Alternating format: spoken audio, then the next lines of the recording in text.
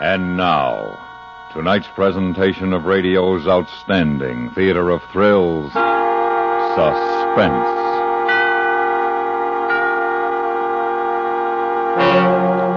Tonight, we bring you a classic short story by James Thurber. So now, starring Mr. John Daner, here is our suspense play, A Friend to Alexander.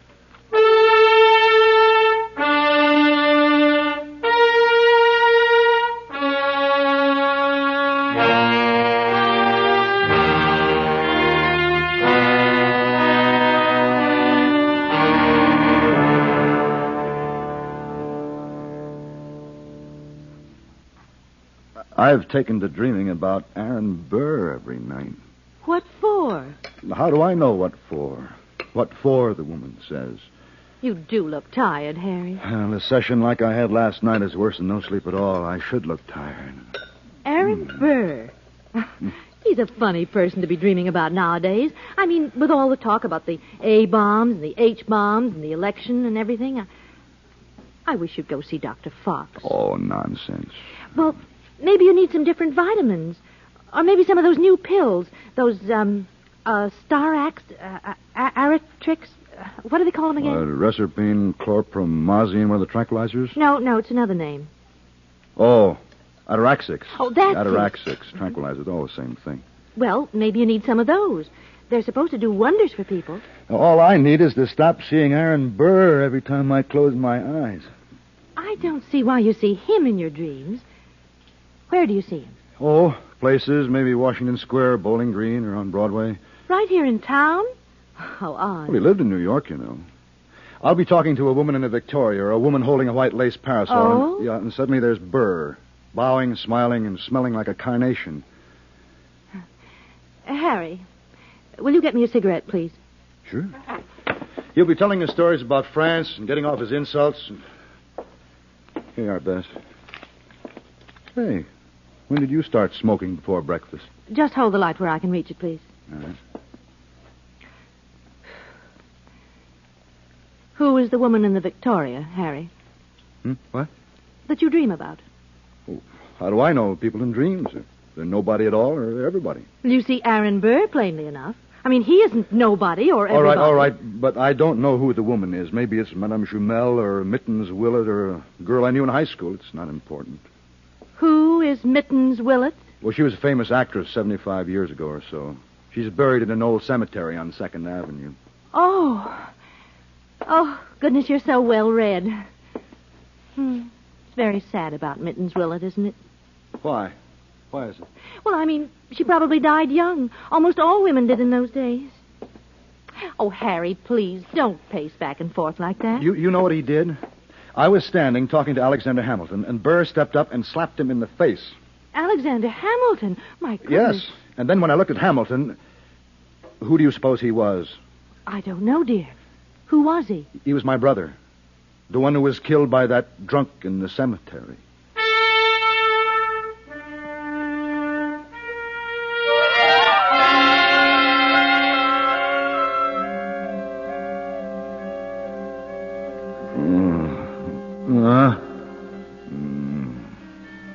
Just stand aside there, fellow. Huh? Why? Why should I? Perhaps you don't recognize a former officer of the Revolutionary Army and a United States senator. I recognize you all right, Burr. You may have been an officer, but Washington hated you. And as for winning that election for my friend's father-in-law, well, I'll bet there was something crooked about the way the ballots were counted.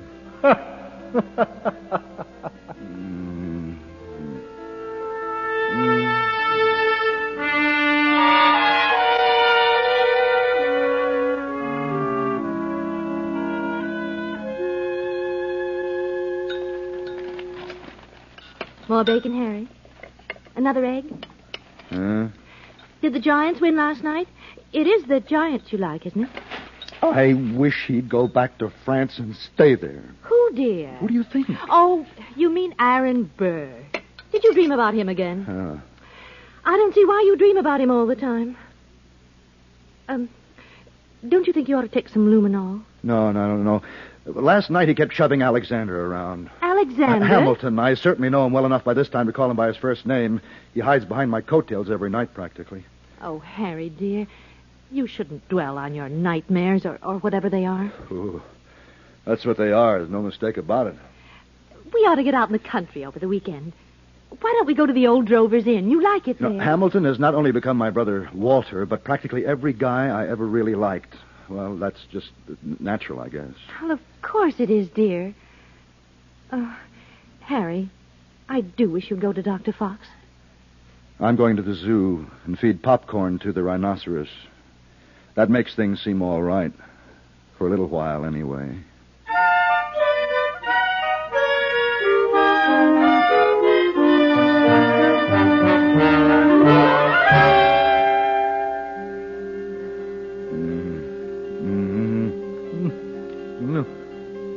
Oh, you're not going through with it, Burr? Certainly I'm going through with it. He accepted the challenge. But Mr. Hamilton had no intention of harming you.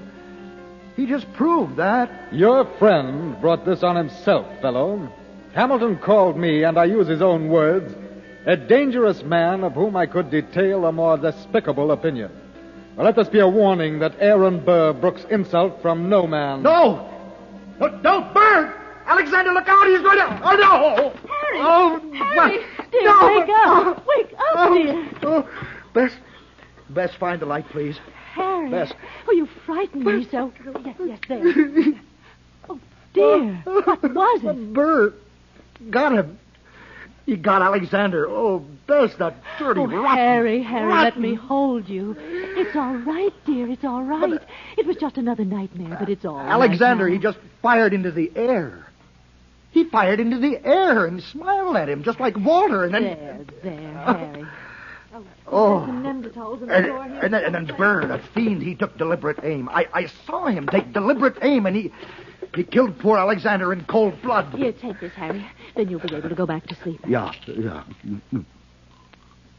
Well, I ran to Alexander, but he was dead. There was just nothing I could do. You better take another, dear. Two won't hurt you. And then Burr swaggered over. He's always a nasty, sneering, foppish man, and he stood over us, and he actually laughed, and I looked down at Alexander. And his face was Walter's face. Oh, Harry. It Harry, was darling. Look, I'm going to stay here with you for the rest of the night. Everything will be all right. And we'll go and see the doctor tomorrow. Now,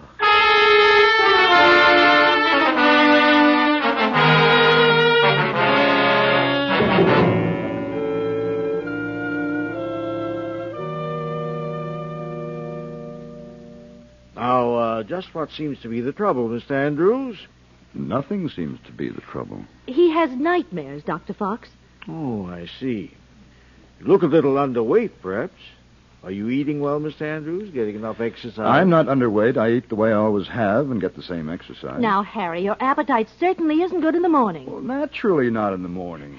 You see, Doctor, I think he's worried about something because he always has this same dream. Same dream, eh? It's about his brother Walter, who was killed in the cemetery by a drunken man. Only it isn't really about him. It's Aaron Burr and Alexander Hamilton. Mm-hmm. Well, very few people are actually killed in cemeteries. Would you mind stepping into the next room, Mr. Andrews? May as well begin with the electrocardiograph and proceed with basal metabolism, cranial microcardiogram.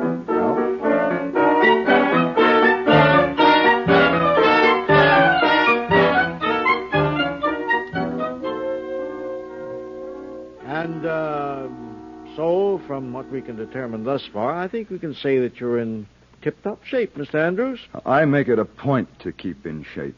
I very much doubt that the lab will turn up anything. Meanwhile, we know that the heart of yours is fine, sound as a dollar. Oh, Harry, that's wonderful news. Even sounder, I might say. If my bent was toward economics rather than medicine. The pills I gave you will fix up any temporary difficulty you may experience in falling asleep. Well, it wasn't the falling asleep, Dr. Fox. It was what happened after he got there. Yes. Mm-hmm. Well, you might call me in a week or so, Mr. Andrews. Yeah, I'll do that. Come on, Bess. Goodbye, Doctor, and thank you so much. Not at all. Nice to see both of you. Well, I hope you're satisfied. There's nothing the matter with me at all. I'm glad your heart's so fine. He said it was fine, you know. Well, sure, it's fine. Everything's fine. And I was thinking, dear, now that Alexander Hamilton is dead, you won't see anything more of Aaron Burr.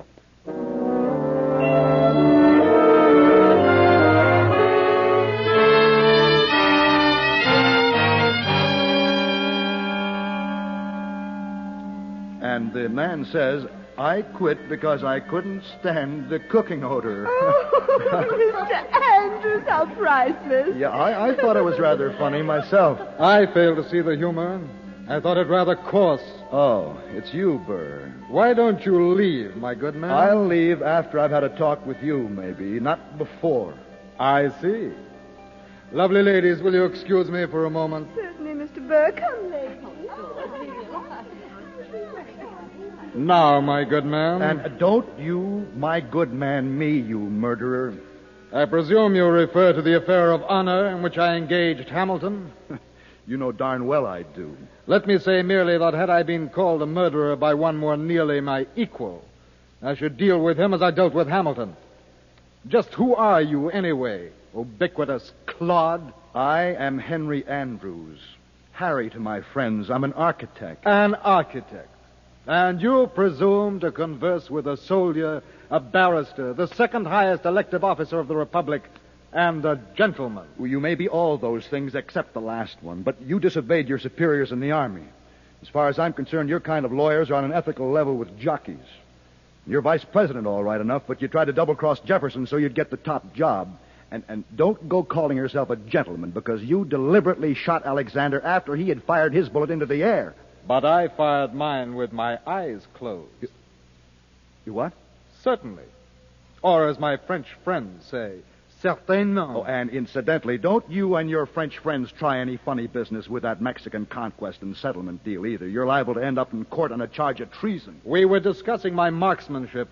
Let me inform you that I have upon occasion hit the ace of spades at 30 paces blindfolded. I'll bet. If you were not so far beneath me, I would send my seconds to call upon you. Henceforth, be on your good behavior, fellow. I shall have one of my lackeys give you a taste of the riding crop.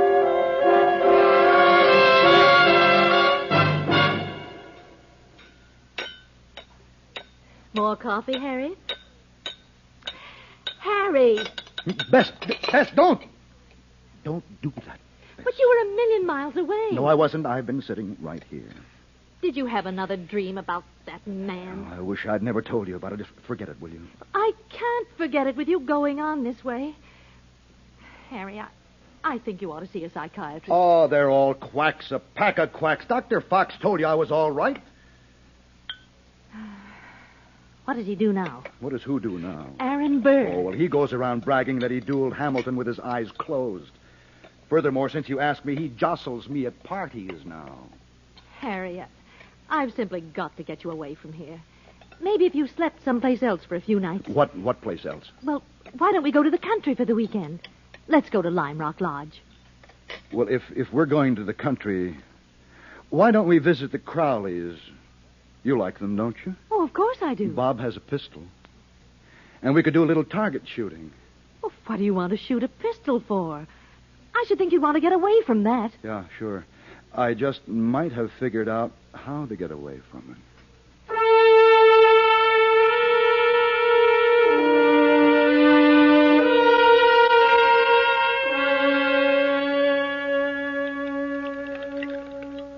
Sister, 50 times just as fast as you can. Aha. That's the secret of a martini, boy. Well, nobody makes them like you, Bob. Thank you. Bess. Thanks. Alice. Thank you, darling. There you are, Harry. Thank you, Bob. Aha. Well, here's a go. Down the hatch. Cheers. Well, how you been, boy? Oh, never better, Bob. Never better. Gee, it's good to be here. Oh, a nice, peaceful weekend is just what Harry needs. We were so pleased when you called. We've simply been vegetating. The servants are getting fed up with taking care of just the two of us. Oh, do you still have Madison and Clefito? Oh, of course. They are so priceless. Yes, indeed. Been busy, Harry? No, not two. Did a big provincial house out in Southampton. We got a 26-story office building on the boards. Wow, and he says he hasn't been too busy. Oh, you ought to see the building. I mean, it's going to be all bronze and acrobatic glass. Huh? Excuse me while I kiss my wife. She means with actinic glass and copper, dear, but I wouldn't know what to do without her. Oh, you kids, you don't change a bit. You're married 14 years and still on honeymoon. It's 15, isn't it, dear? Yep. Well, how about refills? Can't let the eyes dilute the vermouth. Oh, as soon as I check Clefita on dinner, dear. Oh, want to come out to the kitchen and say hello to her, Beth? I'd love to. Don't you boys go drinking our dividends. Oh, lots more where that came from. Oh, here you are, boy. These are the greatest. Thank you. How's it with you, Bob? Oh, couldn't be better. At least now that you're here. Kind of a lonesome grind finishing the book. Yeah, I'll bet. You got it all buttoned up? Well, just about. Excuse me for bringing it up, Harry, but you feeling better about Walter now? Oh, yeah. It was just one of those things. No use brooding about it, I guess. The guy who killed him's put away. Sure. Oh, I know how tough it was, but now you've got the right slant on it. Yeah. Well, sir, what can we offer you in the way of a pleasant weekend? Just what you always give us, some relaxation. The first thing I want is a good night's sleep. Oh, well, this is the place to get it. Come on, drink up there, sir. Sure. Hey, you still fool around with your target pistols? Yeah, every once in a while. I got me a pip of a set, new ones, the latest. Let's try them out tomorrow. See if you can teach me to hit a barn door or something.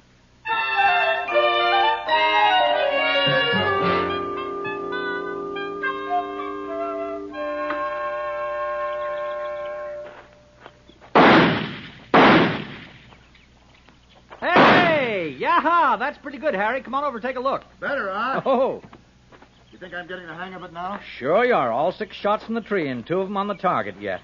Hey, they are at that. Well, not exactly bullseyes, but look, this one's just a shade above the outside ring. Yeah, that's a lot better. Sure. Bob, would you say that bullseye's about the height of a fairly short man's heart? Well, just about. Okay, I Depends want to on try how short. something. 1, 2, 3. Well, what are you up to, 4, boy? 5. What's the idea? 7, 8. What are you going to do? 9, 10. Hey! Any of them hit the target? Hit the target, man. If I hadn't flattened 2 of them, it'd hit me. What do you think you're doing? Well, isn't that the way they used to face off in the old days when they fought duels? Well, I guess so, but whew, you gave me a scare. Oh, well, I'm sorry. I didn't realize you were standing Oh, so that's close. okay. Well, come to think of it, Harry, I don't think they paced off with the gun held straight up in the air like you did. I think they kept their arm hanging, straight down. Oh, Yeah. 1, Look, 2, Harry, 3, no, 4, don't try it again, 5, for the love of... 6, Hey, Harry, no, 9, don't. 10.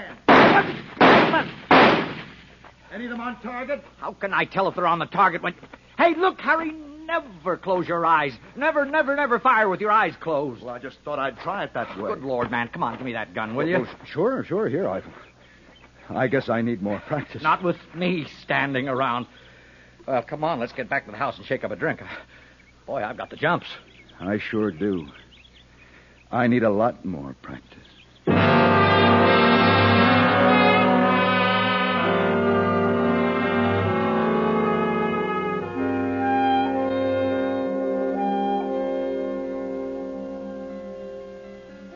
As I so aptly put it to General Arnold at Quebec, a defensive strategy may save men, but an offensive force wins the battle. That's why I hate you, Burr.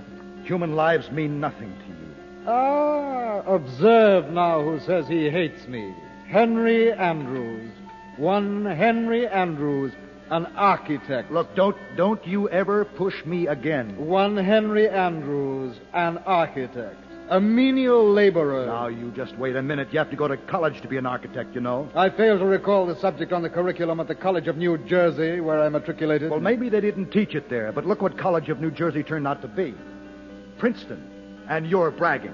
May I remind you of your previous conversation? The one in which I discussed my unerring marksmanship? May I remind you that you killed my friend Alexander? A friend to Alexander. Use care, my man. The phrase might well make an epitaph. Well, challenge me. Go ahead. I dare you. I dare you. Harry! I dare Harry, you, Burr. I wake dare up, you to please, just... wake up, dear. Huh? Harry! Bess, don't shake me like that. Darling, you were practically shouting. And it's only 4 o'clock. You wake Bob and Alice. One Henry Andrews, an architect. That's what he calls me now. Oh, I hoped you weren't going to dream about him anymore. I thought if I brought you up here, you It's might... him or me, Bess. I can't stand this forever. Oh, neither can I, Harry. Oh, Bess, dear, it's all right. I'm sorry. Look. Now, look, honey, you go back to sleep and forget the whole thing. It'll be daylight soon. I'm going to sneak out very quietly and get some air.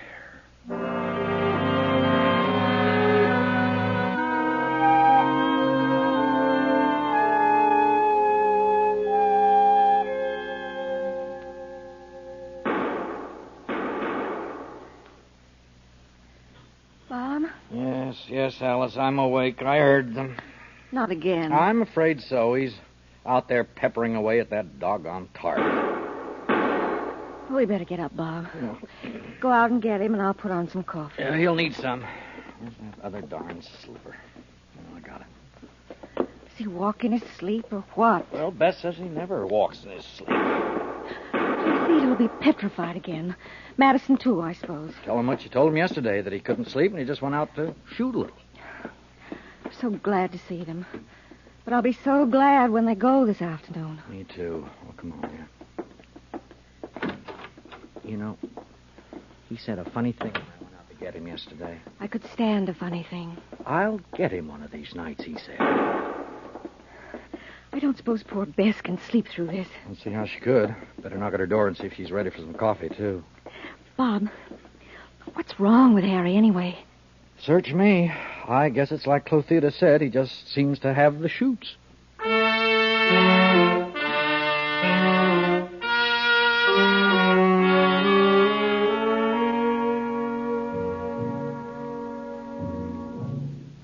I'm sorry the weekend turned out like it did, dear. No, it's all right. I thought it might work, too. And in a way, maybe it did work. Well, it does seem good to be home. I mean, our own apartment and our own things, our own schedule. Yeah, this is better. Another nightcap, Bess? No, dear, but you go right ahead. Yeah, I'll have one more splash and then turn in. Oh, golly, I'm tired. Harry, Oh. why don't you sleep in my room tonight? Well, you'd keep shaking me all night to keep me awake. No, I wouldn't, dear. Only if you... You're afraid to let me meet him. Oh, I am afraid, Harry. Terribly afraid. Well, why do you always think everybody else is better than I am? I can outshoot him the best day he ever lived. That isn't what I meant about being afraid. Furthermore, I have a modern pistol. He has to use an old-fashioned single-shot muzzle loader. Is that quite fair, Harry? What do I care if it's fair or not? Oh, please don't be mad with me, Harry. Harry, I'm so unhappy. I'm sorry, dear. Don't you worry about me, Bess. I'll be all right. I'll be fine. We'd better go up, dear. Now, please don't. Don't cry anymore. Well, I'm trying to stop. Sure. Now, good night kiss, darling. Everything's going to be fine. I'm ready to take care of everything now. No matter what happens, I love you, Harry. I've loved you more every day we've had together. Kiss me again, dearest. Kiss me just once more.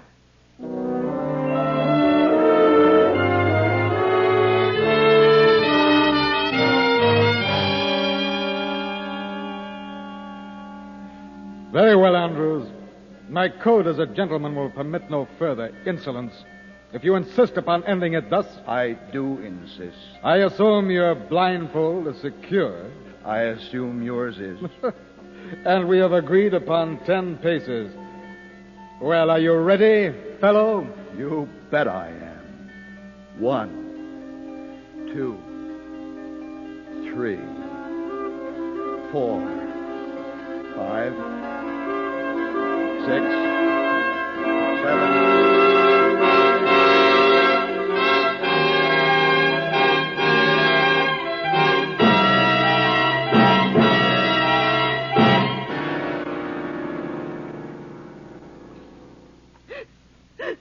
You're his regular physician, are you, Dr. Fox? That's right. I examined him only 4 or 5 days ago. So the lady said. That's why we called you in. As long as he's been under treatment within 30 days, you just sign the death certificate, and our office doesn't have to bother with an autopsy. I understand. Usual procedure. I know it's tough on you, Mrs. Andrews, the shock and all, but it's the way I hope it happens to me when the time comes. Peaceful, quiet, quick. In my own bed. Heart just quits. You know, it's extraordinary. His heart was sound as a dollar when I examined him. Now it's just stopped, as if he'd been shot. They'll go that way sometimes. Dr. Fox. Hmm? Look. Harry's right hand. Mm-hmm. Clenched a bit, Mrs. Andrews. Nothing unusual. But the 3 bottom fingers. And the thumb. Like they were gripping a handle. Rather, yes. Mm-hmm. And see the index finger. How it's curved. As if he were just about to press the trigger on a pistol. Rigor mortis, Mrs. Andrews. The hands will take an odd position sometimes in rigor mortis. Harry never even fired a shot. Aaron Burr killed him the way he killed Alexander Hamilton. Mrs. Andrews, take it easy. Aaron Burr shot him through the heart. I knew he would. I knew he would. Doctor, what in the name Oh, of heaven? poor Andrews. I should have done something at the time. This could even have been contributory. I'm not too sure I follow you. You see, she came in with her husband the other day. She spoke, and she acted most peculiarly. I should have done something. But what is this Aaron Burr, Alexander Hamilton business? Huh? Obsessive hallucination of hers. Mrs. Andrews very evidently suffers from one of the schizoid psychoses. Oh, yeah. I'm afraid she'll have to be committed.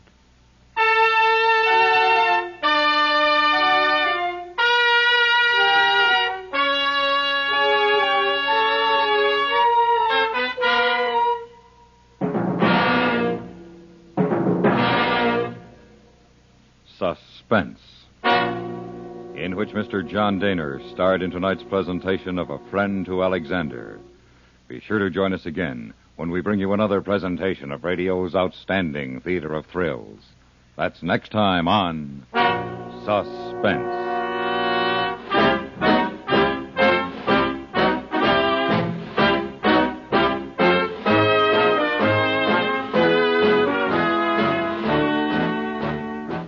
Suspense is produced and directed in Hollywood by Anthony Ellis. You have heard A Friend to Alexander, written by James Thurber and adapted for Suspense by Fran von Hartesfeld. The music was composed and conducted by Fred Steiner. Featured in the cast were Paula Winslow, Ben Wright, Victor Rodman, Miriam Wolfe, Charlotte Lawrence, Joseph Kearns, and Larry Thor. As national interest runs high in the conventions and the results, CBS Radio, which is broadcasting these important events, urges you to follow through to make sure you're registered to vote next November. No matter which candidate you prefer, you are lost in making a choice unless you're registered to vote in a national election. Are you sure the rest of the voters in your family are? Make sure today. Registration laws vary from state to state. Make sure you're in the book. Stay tuned for 5 minutes of CBS News, to be followed on most of these same stations by My Son Jeep.